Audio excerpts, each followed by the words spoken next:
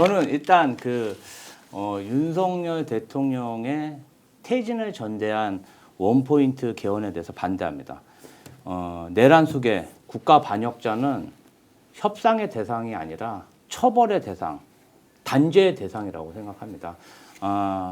헌재에서 탄핵재판 최후 변론에서 윤석열이 원했던 게 바로 그런 것이고요. 아마도 처벌을 면제한 원포인트 계약 뭐 이런 거를 저는 생각할 거라고 생각하는데 그렇게 해서는 대한민국이 법치가 바로 설 수 없다고 생각합니다. 그리고 지금 헌법을 어기고 국민을 농락하고 정말 민주당과 국민을 가지고 놀고 있는 한덕수, 최상목 그리고 마은혁 재판관의 임명을 반대하는 김문수 등 국무위원들 저는 전부 다 이제 원칙대로 탄핵해야 된다고 봅니다. 그리고 네. 마지막으로 저는 윤석열 대통령이 구속이 되면은 내란 수괴가 구속이 되기 때문에 이 부패 카르텔이 와야 될 줄 알았어요. 근데 윤석열이 구속돼도 이 부패 카르텔이 이권 카르텔이 와야 되지 않고 있습니다. 그러면 수괴가 따로 있다는 얘기입니다. 그럼 누굽니까? 김건희. 김건희에 대한 수사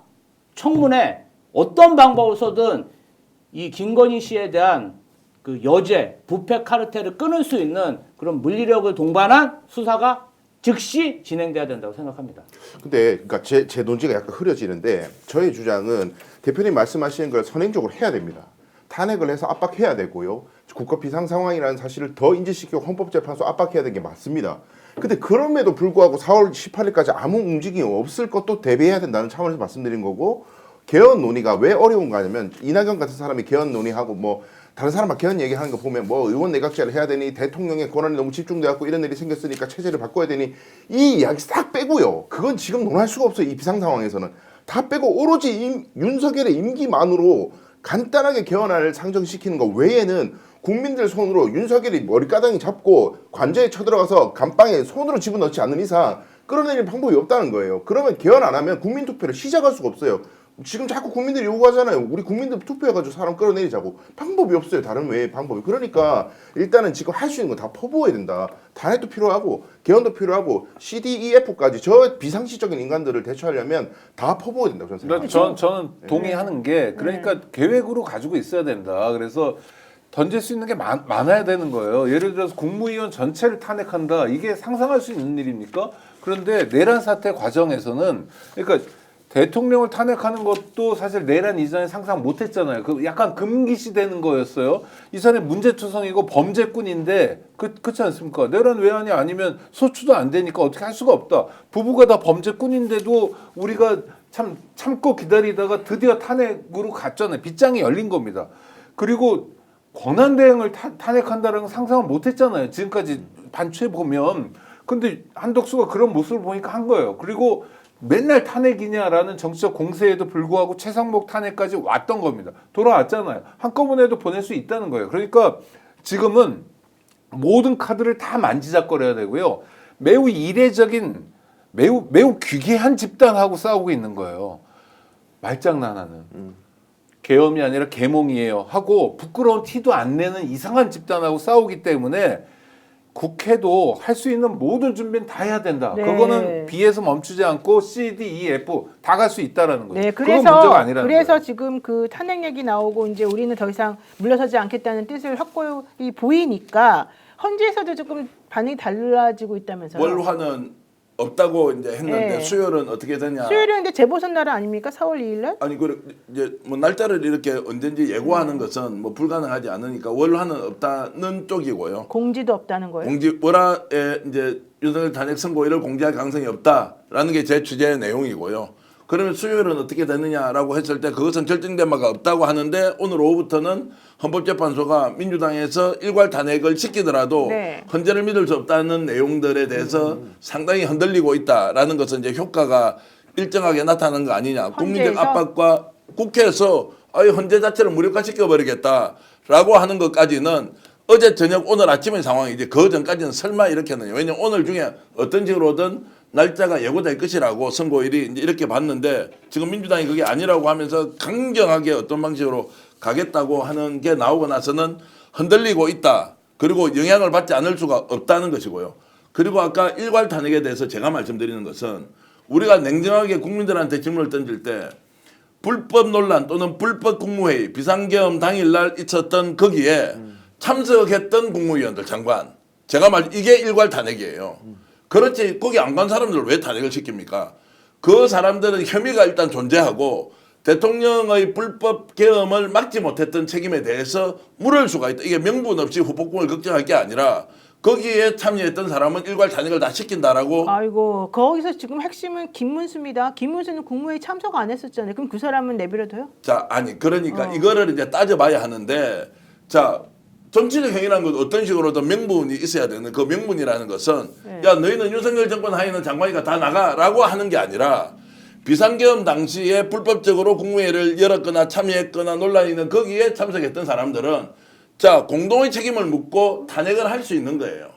김문수를 어떻게 탄핵합니까? 너 마음에 안 드니까 탄핵해. 이렇게는 정치적으로 할 수가 없으니까 거기에 참석했던 사람들을 다 일괄 탄핵을 하면 그것은 명분상 문제가 없는 것이고 그렇게 했으라도 헌법재판소가 자기 기능을 할 수 있도록 아니, 그러니까 그러고 아니, 나면 그러니까 김문수가 남아 있죠. 순서가 된다니까요. 그러니까 저는 그것도 이 사람까지 점잖은 대응인 거예요. 그러니까 지금 그렇게 그러니까 하면 안 국무회의에 돼요. 참석했냐 네. 안 했냐가 아니라 이 네. 내란 사태에도 불구하고 책임지지 않고 있는 그렇죠. 국무위원 전체로 할 수 있는 거예요. 그리고 이 차이가 얼마나 큰 차이냐? 작은 차이예요. 그러니까 국무회의에 참석한 사람들만 탄핵하고 안 왔던 김문수는 놔뒀을 때 뭐 얻게 될 정치적 이익 또는 뭐 다 함께 했을 때 손해볼 정치적 뭐 손해 이런 거 계산하지 말고 그러니까 다 가지고 해야 돼, 다 있는 해야 거예요. 돼요. 카드로서. 그래서 지금 상황에서 예를 들면 이런 겁니다. 뭐 일요일까지는 했잖아요. 그럼 일요일 다음에 월요일 아침에 민주당이 또는 국회에서 쓸 수 있는 카드가 바로 나가고 네. 그다음에 오후 2시 카드가 나가고요. 6시에는 뭐라고 그러고 이런 식으로 해야 되는 거예요. 그 플랜들을 다 짜놔야 된다. 아니, 이제 그러니까 산불이 좀 국무위원들을- 진화가 됐으니까 네, 네. 뭐 대표도 그렇고 원내대표도 그렇고 누구나 다 마찬가지잖아요. 정말로 그 일들을 지금부터 해나가야 되거든요. 상임위 그러니까. 어떻게 열고 이거를 부지런히 짜놔야 되는 겁니다. 플랜 B, C, D, E, 그러니까 F. 전체적으로 다 없애버릴 수 있는 방안을 만들어야 되는데 국무회의를 못하게 한다 이 정도 가지고는 해결이 안 된다고요. 대행이라는 사람의 순서가 정해져 있기 때문에 지금 말하게 되면 국무회의 참석 안 한 사람들 만약에 그 사람들에 대해서 그냥 내버려 두게 되면 그들이 대행이 된다니까요. 자 1차 대책 실행 2차 대책 실행 이런 것들이 한 사람 한 사람으로 내려가서는 안 된다는 거예요. 한 사람 한 사람으로 내려가서는 안 된다는 거고. 일괄 탄핵. 그러니까 일괄적으로 전부 일괄 다- 탄핵이라는 전부 것을 다 두 단계로 탄핵을 나누어서 할 생각해봐야 수도 된다는 그럴 수도 어쨌든 있죠. 이제 그거는 기술적으로 검토해야 하는데 후폭풍을 걱정하고 선택할 일은 분명히 아니다라는 말씀. 네, 맞습니다. 그 말씀이 맞고요. 어쨌든 지금 국민의힘에서는 이번에 이재명 대표 무죄 선고 난 것 때문에 되게 충격을 받아가지고 사실은 앞으로 어떻게 할지에 대해서는 다들 멘붕 상태에 빠졌다는 얘기가 이제 있는데 그럼에도 불구하고 그들이 원하는 방향으로 지금 헌재 재판관 한두 명이 움직이고 있다는 것이 매우 중요하다. 아까 손죽도님께서 댓글에 잊지 말자 직위원 기억하자 구속 취소 이렇게 얘기를 하셨는데 그 말이 저는 다 맞다고 생각하거든요. 그러니까 그렇죠. 우리가 지금 나이브하게 생각할 때가 아니다. 사실 저는 처음에 우리는 헌재를 믿어야 되고 나이브하게 생각해야 된다 이런 생각을 좀 했는데 점점 그 분위기가 아닌 것이 확실해지지 않았습니까? 한두 씩 이렇게 뻔뻔하게 나올 거라고 그래서 나는 기각시키면 안 된다고 얘기했는데 그래도 뭐 민주당에서는 전략적으로 이 사람을 대선을 치르는 데 있어서 이 사람이 관리하도록 해야 된다. 그러니까 돌아오는 게 낫다. 이런 전략을 세웠다 그래서 내가 말도 안 된다. 그거를 그렇게 믿으면 안 된다라고 했는데 정말 그 말이 실현이 되고 있잖아요. 우리가 생각했던 것 이상으로 그들은 뻔뻔하다니까요. 그러니까 이걸 해결할 수 있는 특단의 대책이 나와줘야 된다는 거예요. 제가 오늘 백은종 대표님하고 인터뷰를 좀 했거든요. 서울의 소리 대표 초심님하고 인터뷰를 했는데 왜 이렇게 엉망진창으로 돼가는지 알아요라고 하면서 오히려 거꾸로 질문을 합니다. 왜 그렇습니까 대표님 하니까 윤석열이 아니다.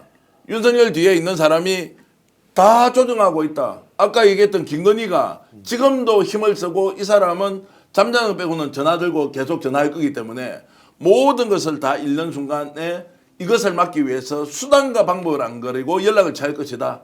당신 내가 임명한 거 아니냐. 당신 나하고 아는 거 아니냐. 라고 하면서 어떤 방식으로든 의견이 전달되도록 하면 네. 이 판사들은 헌법재판관들이 정말로 움직이지 못하고 계속 이것을 관찰할 수밖에 없는 상황. 판이 정리되지 않은 상황에서 누군가 지금 조정을 하고 있고 이것이 먹히고 있는데 그 사람을 김건희라고 지목해서 이야기를 하시더라고요. 근데 어쨌든 지금 갤럽 조사가 사실 오늘 나와서 저는 이게 좀 고무적이다라고 생각이 들었는데요. 갤럽 여론조사 결과를 보게 되면 민주당하고 국민의힘의 이 지지하는 정당 표 차이가 퍼센티지 차이가 오차 범위를 드디어 넘어섰습니다. 이거 되게 중요한 부분이라고 생각해요. 왜냐하면 지금 국민들이 매우 화가 났다는 얘기밖에 안 되는 거고요. 또 중도층에서 상당한 이 퍼센테이지가 어쨌든 윤석열 탄핵해야 된다는 쪽으로 지금 확고부동한 의지를 표현했다는 거 아니겠습니까? 지금 화면 한번 보시죠. 지금 보게 되면 민주당을 지지하는 퍼센테이지가 41%, 국민의힘을 지지하는 퍼센테이지가 33%예요. 전 이게 되게 중요하다고 보는데 그 전까지는 뭐 마치 윤석열과 국민의힘이 무슨 짓을 하더라도 그들을 지지하는 사람이 많은 것처럼 계속해서 여러 가지가 나왔지 않습니까? 근데 이제 국민들이 더 이상 이거를 못 참겠다는 저는 반증이라고 봐요. 또 하나 중요한 건 저 네. 여론조사 기간이 25일부터 27일이거든요. 그렇죠. 그러니까 26일 날 이재명 대표에 대한 무죄. 무죄 선고가 오후 늦게 있었잖아요. 그게 약간 반영된 거죠. 그러니까 더 만약 전적으로 반영됐다면 저 격차는 더 벌어질 벌어졌을 수도 수 있다. 있고 그다음에 대통령 누가 적합하냐 조사도 네. 이재명 34대 김문수 8이에요. 나눠보니까 4.25배 차이거든요. 제가 지난번에 3배 차이의 지지율 격차가 김문수, 이재명 4배로 벌어졌다까지 말씀드렸는데 4배에서도 이제 4.25배로 벌어지고 있는 겁니다. 네. 그다음에 또 하나 중요한 건 김문수에다 한동훈, 오세훈, 홍준표, 안철수 다 합하면 21%예요. 네. 이재명 대표가 34%거든요. 굉장히 압도적인 차이를 보여주는 거고 이 차이는 더 벌어질 거다. 사실 저 퍼센테이지 저런 식으로 차이 나는 건 옛날부터 했는데 오히려 이번에 이재명 대표 무죄 판결이 정확히 나오면서 그동안에 정말 검찰이 너무했구나. 이재명 대표가 현실적으로 정말로 이들로부터 탄압당한 게 맞았구나. 정치적으로 보복당했구나. 이거를 우리가 다 느낄 수 있었던 것 같고 그렇죠. 예, 이 판결문을 보면서 야 그렇게 엉터리 판결이 1심에서 있었어? 이렇게 생각하시는 분들이 사실 좀 많았던 것 같아요. 그럼요. 스픽스는 말하는 언론입니다. 대세는 유튜브, 그중에서 스픽스. 좋아요, 댓글, 구독, 알림 설정. 여러분이 저희를 사랑해 주시고 우리가 여러분을 사랑하는 4가지 방법입니다.